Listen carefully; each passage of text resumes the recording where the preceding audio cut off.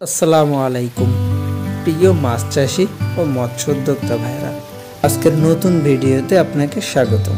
আজকের ভিডিওতে আমরা আলোচনা করব দেশি মাগুর মাছ নিয়ে। সাধারণত দেশি মাগুরের অতিরিক্ত শ্বাসনালী থাকায় পানি ছাড়াও বাতাসে সরাসরি অক্সিজেন গ্রহণ করতে পারে, তাই মজা ও পচা পুকুর, ছোট ছোট ডোবা ও জলাশয়ের দূষিত পানিতেও বেঁচে থাকতে কোনো রকম সমস্যা হয় না। এ মাছের বৃদ্ধির হারও অনেক বেশি। সেক্ষেত্রে অবশ্যই আপনাকে উন্নত জাতের পোনা ক্রয় করতে হবে।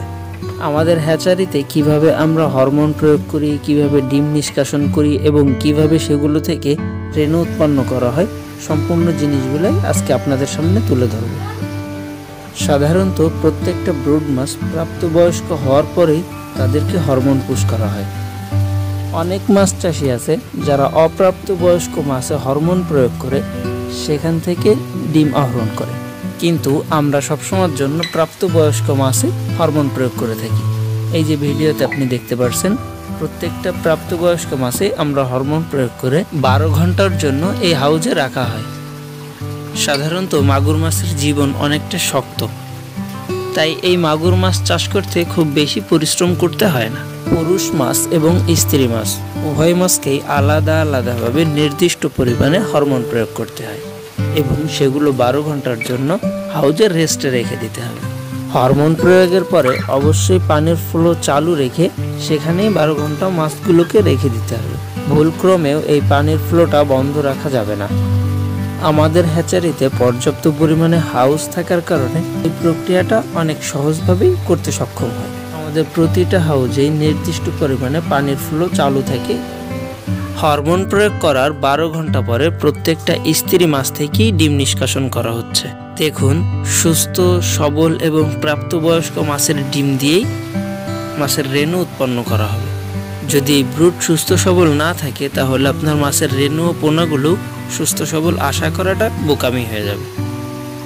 স্ত্রী মাছের ডিম নিষ্কাশনের পরে পুরুষ মাছ থেকে শুক্রাণু কিভাবে নিষ্কাশন করা হয় সেটা আপনাদের দেখাই। বিষয়টা অনেকটা কষ্টদায়ক, এক্ষেত্রে পুরুষ মাছের জীবনটা বিপন্ন হয়ে যায়।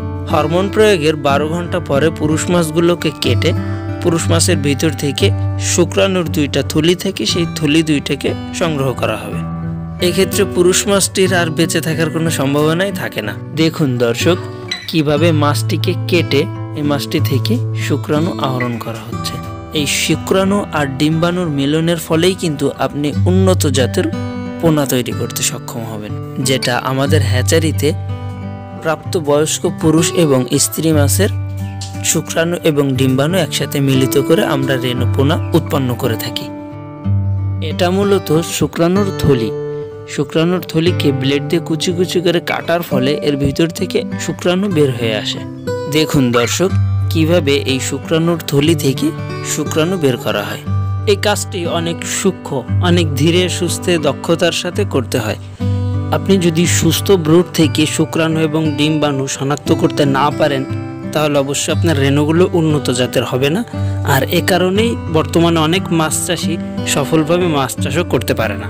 এই যে দেখুন, শুক্রাণুগুলা ডিম্বাণুর সাথে কিভাবে মিশ্রণ করা হচ্ছে, আর এটি পাখির পালক দ্বারা একসাথে মেশানো হয়। ধীরে সুস্থে অল্প একটু পানি দিয়ে তারপরে পাখির পালক দিয়ে শুক্রাণু ডিম্বাণু একসাথে বেশ কিছুক্ষণ সময় ধরে মিশানো লাগে। এই মিশানোর ফলেই মূলত ডিমগুলা থেকে রেণুপোনা বের হয়ে আসে। ধৈর্য সহকারে অনেক দক্ষতার সাথে এই শুক্রাণু ডিম্বাণু মিশাতে হবে। এই যে দেখতে পাচ্ছেন, শুক্রাণু ডিম্বাণু মিশানোর পরে মিশ্রণটি হাউজে প্রয়োগ করার পরে পানির ফ্লো অনেক আস্তে দিয়ে 72 ঘন্টা পর্যন্ত অপেক্ষা করতে হবে। এই যে আপনারা দেখতে পাচ্ছেন সাদা সাদা এগুলা মানে ডিমগুলা পানিতে প্রয়োগ করা হয়েছে, মানে আমাদের হাউজে প্রয়োগ করা হয়েছে। এগুলো 72 ঘন্টা পরে ছোট ছোট পোনা, তারপর মানে রেণু পোনা বের হয়ে আসবে। এখন যে হাউসটা আপনারা দেখতে পাচ্ছেন এটা মূলত 72 ঘন্টা পরের একটি হাউজে আপনাদেরকে দেখাচ্ছি, মানে সময়ের স্বল্পতার কারণে। এই যে আপনারা ছোট্ট ছোট্ট দেখেন মাছের পোনাগুলো কিভাবে ছোটাছুটি করতেছে, এগুলো আসলে 3 দিন বয়স হয়েছে। ওই মিশ্রণটি হাউজে প্রয়োগ করে 3 দিন পরে এভাবে মাছের রেণু পোনাগুলো দৌড়াদৌড়ি করতেছে। চলেন আপনাদেরকে আরও ভালোভাবে দেখানোর চেষ্টা করি। এই যে দেখেন, পানির ফ্লো কখনো বন্ধ করা যাবে না, সময়ের সাথে সাথে পানির ফ্লোর পরিমাণ একটু করে বাড়াতে হবে। এই যে দেখুন রেণুগুলো কতটা সুস্থ সবল এবং চঞ্চল। এগুলো আসলে উন্নত জাতের ব্রুড ছাড়া এরকম সুস্থ সবল রেণু পোনা আশা করা যায় না। আমাদের হ্যাচারিতে আমরা সবসময়ের জন্য প্রাপ্তবয়স্ক ব্রুড দ্বারাই রেণুগুলা উৎপন্ন করি, যার কারণেই আমাদের রেণুপোনাগুলো অনেকটা সুস্থ সবল।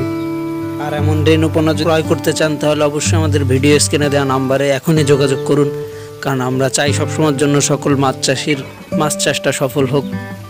আপনাদের মাছ চাষের সফলতা কামনা করে আমাদের ভিডিওটি এইখানেই শেষ করছি। সবাই ভালো থাকবেন, সুস্থ থাকবেন। আল্লাহ হাফেজ।